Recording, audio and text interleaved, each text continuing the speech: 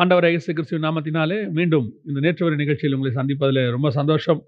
2-3 வாரமாக நேற்று வரை நிகழ்ச்சி உங்கள் மத்தியில் கொண்டு வர முடியல, ஊழியத்தின் நிமித்தமாக. மீண்டுமாக இந்த தடவை கொண்டு வரதுக்கு கர்த்தர் கிருபை பாராட்டி இருக்கிறார். எல்லாருமே இந்த ட்ரம்ப் மீண்டும் வந்ததை குறித்து ஒரு நேற்று வரை வர வேண்டும் அப்படின்னு சொல்லி மெசேஜ் எல்லாம் போட்டிருந்தாங்க, கமெண்ட்ஸில் பார்த்தோம். இன்றைக்கி அதை பற்றி தான் மிக முக்கியமாக நம்ம பார்க்க போகிறோம். ட்ரம்ப் 2.0, அதாவது 2வது முறையாக ட்ரம்ப் வந்திருக்கிறார். இதுக்கு பின்னாடி என்னென்ன மாற்றங்கள் நிகழ தொடங்கி இருக்கிறது, நிகழப் போகிறது என்பதை குறித்து தான் நாம் பார்க்க போகிறோம். வாங்க நிகழ்ச்சிக்குள்ள போகலாம். முதலாவதாக ட்ரம்ப் வந்த உடனே நீங்கள் பார்த்தீங்கன்னா, நான் ரொம்ப ஆச்சரியப்பட்ட ஒரு விஷயம். அதாவது வேதத்தில் சாலமோனை அபிஷேகம் பண்ணின உடனே, அதாவது தாவீது சொல்லுவார் சாலமோனை ராஜாவா மாற்றுங்கன்னு.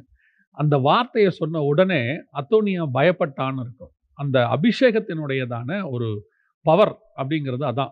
ஒரு ராஜாவா அபிஷேகம் பண்ணாலும் சரி, ஆசாரியனா அபிஷேகம் பண்ணாலும் சரி, ஒரு ராஜாவை கர்த்தர் ஏற்படுத்துகிறார். ஒரு ட்ரம்ப்பை அவர் இன்னும் பதவி ஏற்கவே இல்லை, ஆனால் ஜனாதிபதி ஆயிட்டாருங்கிற அந்த செய்தி வந்த உடனே நீங்கள் பார்த்தீங்கன்னா, உலகத்தினுடைய பொருளாதாரத்திலிருந்து கடைக்குட்டி நாடு வரைக்கும் ஒரு அதிர்வலையை பார்க்க முடிஞ்சிச்சு. அப்படின்னா அந்த போஸ்டிங்குடைய பவர் எப்படி பாருங்க. இன்னும் அவர் பதவி ஏற்கலை. ஆச்சரியப்பட்டேன். ட்ரம்ப் வந்தாருன்னு மத்திய கிழக்கு நாடுகள் வேற மாதிரி மாறுது, இந்தியா வேற மாதிரி மாறுது, சைனா வேற மாதிரி மாறுது. ஒவ்வொன்றும் ரெசல்யூஷன் வேற வேற மாதிரி எடுக்கிறாங்க. என்ன வித்தியாசமா எல்லாம் போயிட்டே இருக்குது. அது ட்ரம்ப்னாலையா இல்லை அந்த பதவினாலையான்னு பார்த்தீங்கன்னா, முக்கியமாக அந்த பதவினால. ஆனால் அந்த பதவிக்கு வந்த ஜோ பைடன் வரும்போது இப்படி நடக்கலை. ஆனால் ட்ரம்ப் வரும்போது அவ்வளோ பெரிய அதிர்வலைகள் ஏற்படுகிறது. அப்படின்னா அந்த பதவியும் சரி, அந்த பதவியில் இருக்கிறவரும் சரி, எப்படிப்பட்டவராக இருக்கிறாருங்கிறது ரொம்ப முக்கியம். ட்ரம்ப் 2வது முறை வந்திருக்கிறார். இந்த ட்ரம்பினுடைய இந்த காரியம் 2வது முறையாக தேர்ந்தெடுக்கப்பட்டதனுடைய விளைவு என்னவா இருக்கு அப்படின்னு கேட்டிங்கன்னா, ஃபர்ஸ்ட் என்ன நடக்க போகுது அப்படின்னு கேட்டிங்கன்னா, நல்லா கவனிச்சு பாருங்க.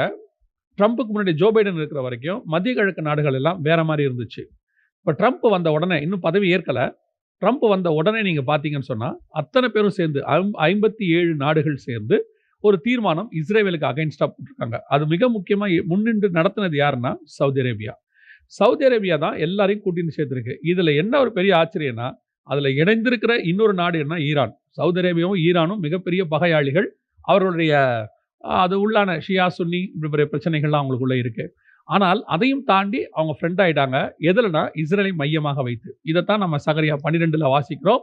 பூமியின் ஜாதிகள் எல்லாம் ஏகமாய் இஸ்ரேலுக்கு விரோதமாய், எருசலேமுக்கு விரோதமாய் கூடிக்கொள்வார்கள் அப்படின்னு சொல்லி இந்த தீர்மானம் ட்ரம்ப் வந்த பிறகு எடுக்கப்பட்டிருக்கு. அவர் வந்த பிறகு ஏன் இதை எடுத்திருக்கிறாங்க அப்படின்னு கேட்டால், ட்ரம்ப் கண்டிப்பாக இஸ்ரேலுக்கு ஆதரவராக இருப்பார். அமெரிக்கா எப்பவுமே இஸ்ரேலுக்கு தான் ஆதரவு.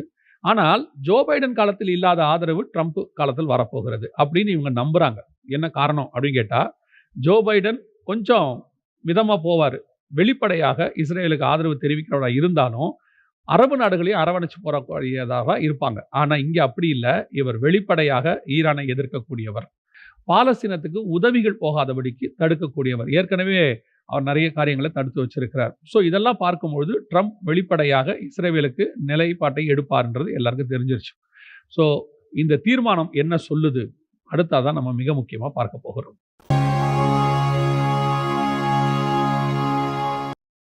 இந்த 57 நாடுகளுடைய தீர்மானம் என்ன சொல்லுது அப்படின்னு கேட்டிங்கன்னா, இஸ்ரேல் உடனடியாக போரை நிறுத்தணும். இது சாதாரணமாக எல்லாம் சொல்லக்கூடியது தான். ஆனால் அதை விட மிக முக்கியம், இஸ்ரேல் தான் போன இடங்கள்ல இருந்து, அது மேற்கு கரையாக இருக்கட்டும், அல்லது காசா பகுதியாக இருக்கட்டும், லெபனானாக இருக்கட்டும், எல்லாத்துலேருந்து இமிடியேட்டாக வாபஸ் ஆகி அதை திருப்பி அவர்கள் கையில் கொடுக்கணும்.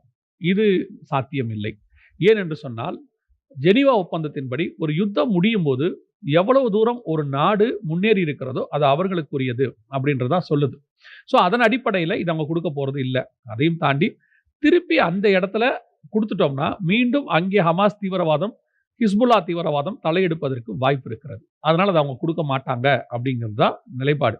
இது உண்மையாக நடக்குமா அப்படின்னு கேட்டால், இப்போ இஸ்ரேலுக்கு இராணுவ அமைச்சராக, வெளியுறவுத்துறை அமைச்சர், இப்படிலாம் நிறைய பேரை மாற்றி இருக்கிறார் நெத்தன்யாகு. அவங்க என்ன சொல்கிறாங்க அப்படின்னு கேட்டால், 2025 ஆக்கிரமிப்பு பண்ணப்பட்ட, அதாவது இந்த மேற்கு கரை காசா பகுதி, இந்த மேற்கு கரை அந்த பகுதியிலலாம் தங்கள் வசம் அனெக்ஸ், அதாவது இஸ்ரேல் வரைபடத்துக்குள்ளே அவங்க கொண்டு வர போகிறோம் அப்படின்னு அனௌன்ஸ் பண்ணியிருக்கிறாங்க. அது பாலஸ்தீனா எல்லைக்குள்ள யூஎன்ல கொடுக்கப்பட்ட வரைபடத்தில் இருந்துச்சு.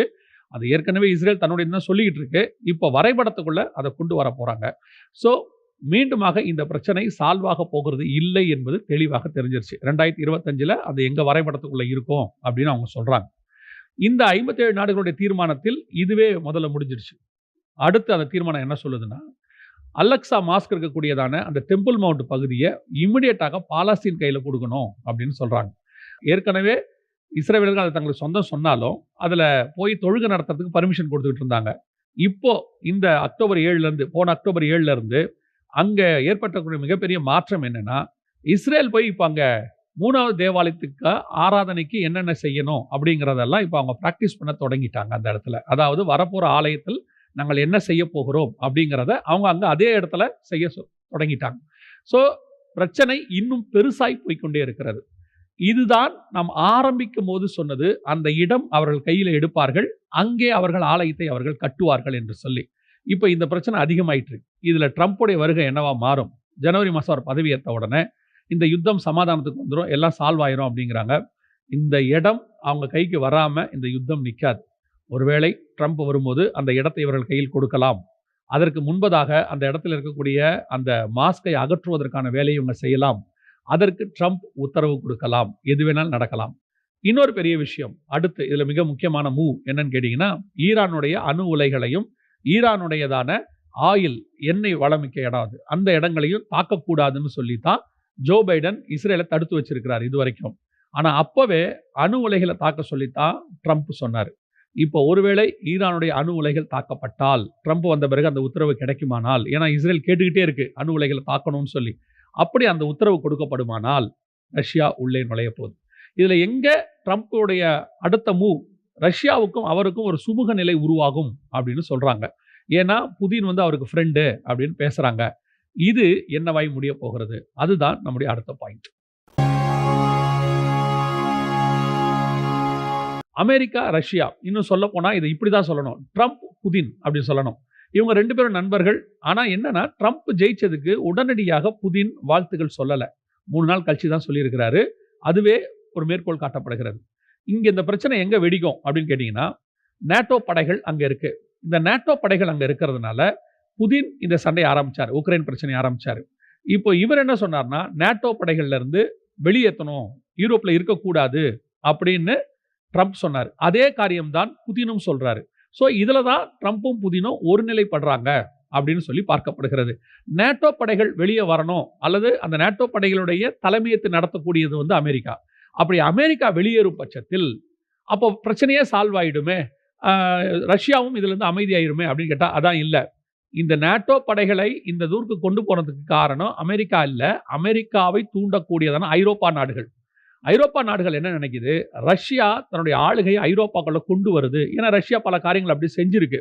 அதாவது ஐரோப்பாவுடைய பகுதிகளில் தன்னுடைய ராணுவ பலத்தை கொண்டு போய் வச்சிருக்கு. நார்வே பக்கத்தில் அப்படிலாம் வச்சிருக்காங்க. ஸோ அந்த இடத்தை ஐரோப்பாவுக்குள்ள ரஷ்யா நுழைஞ்சிடும், அப்படி நுழையக்கூடாதுங்கிறதுக்கு தான் உக்ரைனை உள்ள கொண்டு வந்து நேட்டோ படைகள் அங்கே கொண்டு வரணும் அப்படின்னு அவங்க சொன்னாங்க. இப்போ ட்ரம்ப் வந்த உடனே இந்த இடத்துல நேட்டோ படைகள் வெளியேறுன்றது அவருடைய ஆசையாக இருக்கு. அவர் அதை அனௌன்ஸ் பண்ணியும் இருக்கிறார். ஸோ இப்போ இந்த பிரச்சனை வேறு விதமாய் திரும்பும். எப்படி போக போகுது அப்படின்னா, ஒருவேளை ட்ரம்ப் நேட்டோ படைகளை வாபஸ் வாங்க சொல்லி அதுல குறிப்பாக நேட்டோ படைகள்னா எல்லாமே இருக்கு. அதுல ஜெர்மனி இருக்கு, பிரான்ஸ் இருக்கு, இதுல துருக்கி இருக்கு. இவங்க எல்லாம் வாபஸ் வாங்காத பட்சத்தில், அல்லது அமெரிக்கா மட்டும் இதில் வெளியே வரும். அப்படி வரும் பொழுது ஐரோப்பாவுக்கும் அமெரிக்காவுக்குமான சண்டை அதிகமாகும்.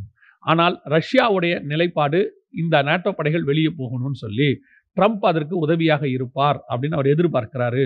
ஆனால் இது பிரச்சனை வேறு ரூபத்தில் போக போகிறது.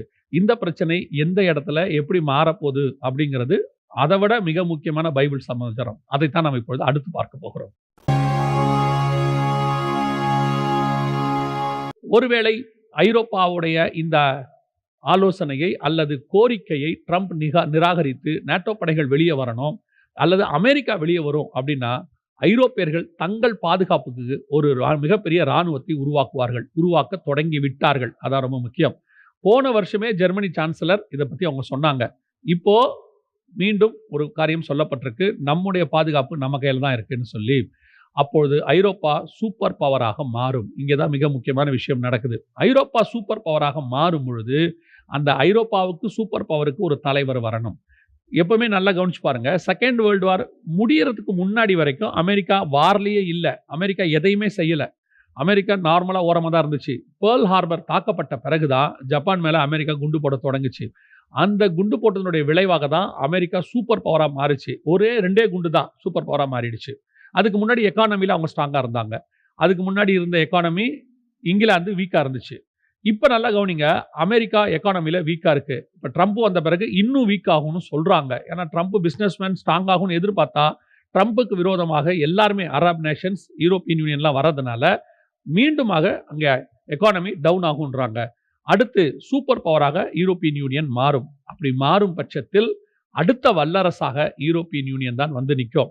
அதுல ஒரு அடையாளம் தான் என்னன்னு கேட்டீங்கன்னா, அமெரிக்காவுடையதான எக்கானமி டவுன் ஆகி அமெரிக்கன் டாலர் கீழ விழுகிறது. யூரோ மேல வர தொடங்கிருச்சு. இப்ப எல்லாமே யூரோப்பியன் யூனியன் நோக்கி திரும்ப போகிறது. ஸோ இது ட்ரம்பினுடைய வருகைக்கு பின்னால் ஏற்படக்கூடிய ஐரோப்பா மாற்றம். ஸோ இப்ப இது எல்லாத்தையும் நல்லா கவனிச்சு பார்த்தீங்கன்னு சொன்னா, இது மிக முக்கியமாக மீண்டும் அதாவது ஜோ பைடனை விட வேகம் எடுக்கிறது 3ஆம் உலக யுத்தத்துக்கும், அதை ஒட்டிதான 3வது தேவாலயத்திற்கும், அதை ஒட்டி வரக்கூடிய வல்லரசுக்கும், அந்தி கிறிஸ்துவினுடையதான எழுச்சிக்குமான மிக முக்கியமான ஒரு மூவ் இந்த ட்ரம்பின் மூலமாக அப்படியே அப்சைட் டவுனா மாறப்போகுது. நம்ம எல்லாருமே என்ன நினைக்கிறோம்னா, ட்ரம்ப் வந்தா கிறிஸ்தவர்களை பொறுத்த வரைக்கும் ட்ரம்ப் வந்தா அங்கே ஒரு நல்ல ஆட்சி வரும் அப்படின்னு நம்ம நினைக்கிறோம். ட்ரம்ப் வந்தபோது இஸ்ரேலுக்கு தலைநகராக எருசலேம் அனௌன்ஸ் பண்ணப்பட்டது 2017 லாஸ்ட்ல 2018ல. ஆனால் இந்த முறை ட்ரம்ப் வந்தது அடுத்த தேவாலயத்திற்கான இடத்தை வாங்கி கொடுப்பதற்கு. அவர் அதை வாங்கி கொடுத்தோட அந்தி கிறிஸ்துவின் ஆட்சிக்கான வித்து விதைக்கப்படும். இது எல்லாமே இப்போ ரெடியாக இருக்கிறது. இந்த நேற்று வரை இதோடு கூட நாங்கள் முடிக்க விரும்புகிறோம். இது ட்ரம்ப் 2.0 மிக முக்கியமாக அவர் வந்த பிறகு நடக்க வேண்டிய நடந்து கொண்டிருக்கிற சம்பவங்களின் தொகுப்பு. இன்னும் சில காரியங்கள் மற்றதும் இருக்கு. அதை கர்த்தருக்கு சித்தமானால் இன்னும் வெகு சீக்கிரத்தில் அதையும் உங்கள் மத்தியில் கொண்டு வருகிறோம். எங்கள் ஊழியங்களுக்காக ஜெபித்துக் கொள்ளுங்கள். இன்னும் உங்களுக்கு அநேக காரியங்களை யூடியூப் வழியாக, மீடியா வழியாக கொண்டு வர வேண்டும் என்று விரும்புகிறோம்.